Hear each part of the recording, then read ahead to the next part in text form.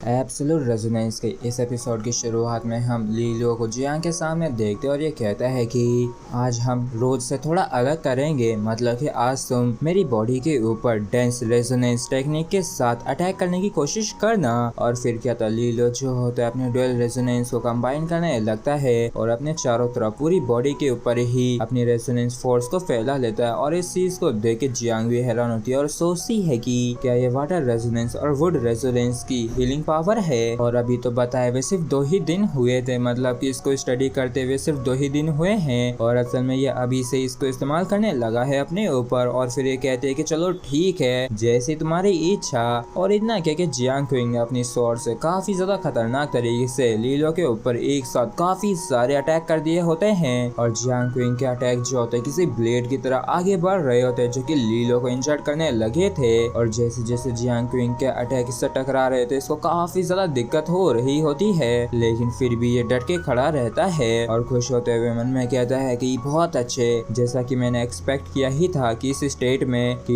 में मेरी जो बॉडी है वो एक काफी ज्यादा खतरनाक टेंसियस और पावरफुल रिकवरी फोर्स को प्रोसेस कर सकती है। तो अगर ये किसी तरह की लाइफ एंड डेथ बैटल हुई किसी के साथ तो मैं इस चीज का फायदा उठा के बड़े आराम से काफी बड़ा एडवांटेज ले सकता हूँ। और जैसे जियांग का अटैक खत्म होता है तो जियांग कहती है कि जैसा कि एक्सपेक्ट किया था वाटर वुड रेजोनेंस से कि इस तरीके की ये जो हीलिंग पावर है ऑब्वियसली बस इनिशियल ट्रिगर ही है तुम्हारी रेजोनेंस फोर्स की। और देखो रेजोनेंस मास्टरी जो है वो इस हद तक तुम्हारी फिजिकल रिकवरी को इनहेंस कर सकती है। तो लीलो बताता है कि मैं इस स्टेट को सॉलिड बॉडी कहता हूँ क्योंकि तुरंत ही फिजिकल रिकवरी एबिलिटी को इनहेंस कर सकती है। हालांकि क्योंकि रेजोनेंस फोर्स का काफी ज्यादा कंजप्शन होता है तो रेजोनेंस फोर्स को मेंटेन करने का जो ड्यूरेशन होता है वो भी ज्यादा नहीं होता है। तो जियांग जो होती है कहती है कि ऐसा कहा जाता है कि जो कुछ ट्रू रेजोनेंस मास्टर्स जो होते हैं वाटर और वुड रेजोनेंस के, वो इसकी पावर को इस हद तक इस्तेमाल कर सकते हैं कि उनकी जो फिजिकल बॉडीज होती हैं वो उस लेवल तक पहुंच जाती है जहां पे ये करीब इमॉर्टलिटी के भी बराबर होती है। और वैसे तो मैं नहीं जानती हूँ कि आखिर ऐसा क्यों है, लेकिन तुम्हारी जो हीलिंग और रिकवरी एबिलिटी जो है तुम्हारी रेजोनेंस फोर्स की वो काफी हद तक स्पेशल दिखती है। तो क्या डबल रेजोनेंस का एडवांटेज है। और इस चीज को सुन के लीलियो भी खुश होता है और मन में कहता है कि हाँ बिल्कुल ऐसा तो होना ही था क्योंकि मेरे पास अब भी स्पिरिचुअल लाइट है जिससे कि मैं अपनी रेजोनेंस को एडजस्ट कर सकता हूँ। और वैसे तो इसकी जो पावर है वो मेन रेजोनेंस जितनी स्ट्रॉन्ग नहीं है, लेकिन ये अभी एम्पलीफिकेशन के इफेक्ट को अचीव कर सकता है। और तभी जियांग क्विंग जो होती है यहाँ से जाते हुए कहती है कि चलो ठीक है आज के लिए इतना काफी है। और रही बात उन लोगों की तो बताओ जल्दी से कि वो जो रेजोनेंस मास्टर्स हैं आखिर वो इन दिनों कैसा कर रहे हैं। तो लीलो बताता है कि ऐसा दिखता है कि वो लोग काफी मेहनत और लगन से स्पिरिचुअल वाटर लाइट को रिफाइन कर रहे हैं और किसी भी प्रकार की दिक्कत या परेशानी खड़ी नहीं कर रहे हैं। तो इस चीज को सुन के जियांग जो होती है कहती है कि वो लोग वाकई में काफी ज्यादा शांत है जो कि काफी ज्यादा एबनॉर्मल है और मैं तो यही चाहूंगी कि वो लोग पहले ही अपने आप को एक्सपोज कर दें। तो लीलो जो होता है कहता है कि बिन मतलब में अंदाजा लगाने का कोई मतलब नहीं है, इसलिए चलो सबसे पहले सन क्रीक विला हेडक्वार्टर चलते हैं और चल के फर्स्ट असेसमेंट को कंप्लीट करते हैं। और लीलो जो होता है जाते हुए सोचता है कि मैं वाकई में इन तीनों असेसमेंट को काफी लंबे समय से तैयार किया हूँ और ये चीज ये भी दर्शाएगी कि क्या मैं इन ब्रांचेस के रेजोनेंस मास्टर को भी कंट्रोल कर सकता हूँ क्या।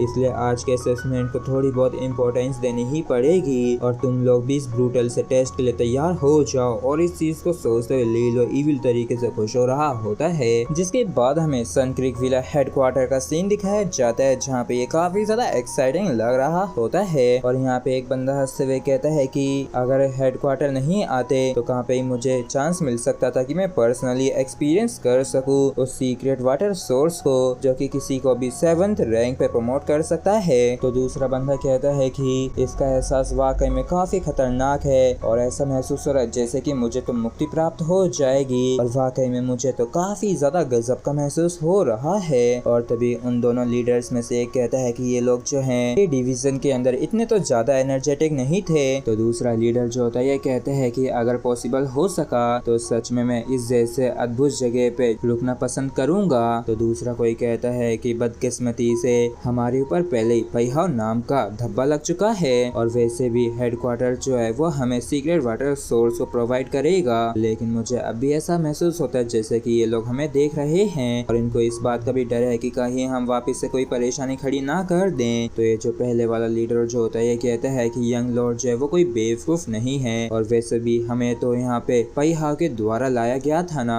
और उसने कोई हमें यहाँ पे गिफ्ट की तरह तो नहीं भेजा था, और आज तो फर्स्ट रेजोनेंस असेसमेंट है ना, तो बताओ तुम्हारा इस पे क्या कहना है। और मैंने सुना है कि यंग लॉर्ड जो उन्होंने एक बोतल को रिफाइन कर लिया है स्पिरिचुअल वाटर लाइट की, जिसकी टेम्परिंग स्ट्रेंथ जो है वो तकरीबन 64% तक पहुंच चुकी है, और ये रेजोनेंस लेवल तो वाकई में काफी हाई है। तो ये जो दूसरा वाला जो होता है ये कहता है कि अच्छा ऐसी बात है क्या, तो लगता है कि इसका इस्तेमाल सीक्रेट वाटर सोर्स में भी होता होगा, और अगर टेम्परिंग स्ट्रेंथ के लिए इस्तेमाल नहीं किया जाए तो ये 60 से 70% तक होना चाहिए। और वैसे तो यंग लॉर्ड ने कहा है कि हम एक्शन ले सकते हैं, लेकिन अगर हम ऐसा कुछ करते हैं तो हम तो बुरे बन जाएंगे। तो दूसरा वाला जो होता है ये कहता है कि लेकिन हम ऐसे ही किसी भी लो पर्सन को असाइन नहीं कर सकते हैं, और तुम्हें कम से कम हमारे लेवल को जानने की तो जरूरत है, और वाकई में ये हमारे लिए काफी ज्यादा मुश्किल भरा समय है। तो फिर चलो क्यों ना हम लियू फू को भेज दें, क्योंकि इसकी जो स्पिरिचुअल वाटर लाइट है वो 60% तक पहुंच सकती है, जो कि तकरीबन यंग लॉर्ड के बराबर ही है, और इस तरीके से हम यंग लॉर्ड का थोड़ा बहुत मान सम्मान भी बचा पाएंगे। तो दूसरा बंदा जो होता है ये कहता है कि हाँ वैसे भी हम यहाँ के लोगों के लिए बुरे बंदे हैं, तो जहाँ तक हेडक्वार्टर के जो लोग होंगे वो अब से हमसे काफी ज्यादा नफरत करेंगे। और फिर ये जो फर्स्ट वाला लीडर जो होता है ये थोड़ा परेशान होकर सोचने लगता है कि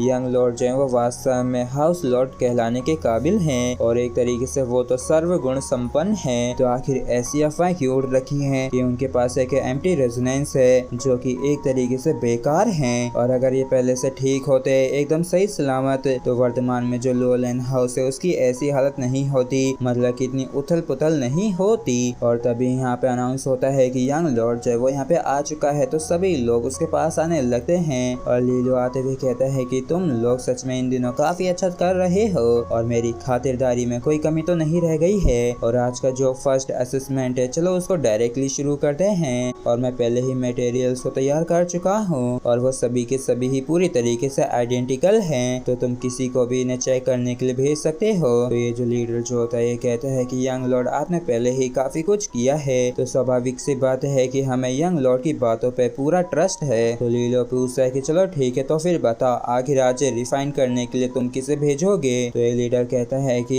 यंग लॉर्ड हम आपके साथ कम्पीट करने के लिए लियू फू को भेजेंगे, जो कि 3rd रैंक का एक रेजोनेंस रिफाइनर है। और इस चीज को सुन के ज़ैंग पिंग को गुस्सा आ जाता है, और ये भड़कते हुए कहता है कि तुम लोगों को सच में किसी भी तरीके की शर्म नहीं है, क्योंकि यंग लॉर्ड तो अभी सिर्फ 2nd रैंक पे ही हैं, और तुम्हारी हिम्मत तो देखो कि तुम एक 3rd रैंक के रेजोनेंस रिफाइनर को भेज रहे हो। और ज़ैंग पिंग वाकई में गुस्से से पागल होते हुए कहता है कि तो क्यों ना तुम दोनों ही आगे आके लड़ो। तो लीलो जो होता है इनको शांत करते हुए कहता है कि एल्डर ज़ैंग पिंग इनके ऊपर इतना हार्श होने की कोई जरूरत नहीं है, क्योंकि इन्होंने किसी भी तरीके के रूल्स को नहीं तोड़ा है, और वैसे भी मैंने पहले ही कह दिया था कि कोई भी इसमें फाइट कर सकता है। और लीलो की इन बातों को सुन के सभी का दिल खुश हो जाता है, और सोचते हैं कि यंग लॉर्ड जो है वो बुद्धि से वाकई में काफी महान लगते हैं। और तभी लीलो जो होता है ये कहता है कि चलो ठीक है बहुत हुआ, चल के शुरू करते हैं। और देखो ये रिफाइनिंग साइट है जिसे मैंने तैयार किया है, और देख लो इसमें सब कुछ एकदम सेम है, और पूरी तरीके से फेयरनेस बनी रहे इसके लिए हम लॉटरी निकालेंगे, जिससे कि पता चल सके कि किसको कौन सी वेन्यू मिलेगी। इसलिए लाओ लियो प्लीज तुम आगे जाके सबसे पहले निकालो। तो ये जो लीडर होता है ये कहता है कि थैंक यू यंग लॉर्ड, तो चलो मैं सबसे पहले अपना सिलेक्शन लेता हूँ। और तभी कुछ जने पीछे से बात करते हुए कहते हैं कि देखो ये तो यंग लॉर्ड को मिली है, और अगर ये लोग जीत गए तो आखिर हम डिवीजन डिपार्टमेंट के साथ क्या करेंगे। और फिर क्या था ये लोग मिलके प्लानिंग करने लगते हैं इनको परेशान करने की, जबकि ये दोनों लीडर भी इस चीज को सुन लेते हैं और परेशान होते हुए सोचते हैं आखिर अब हमने किसको नाराज कर दिया है।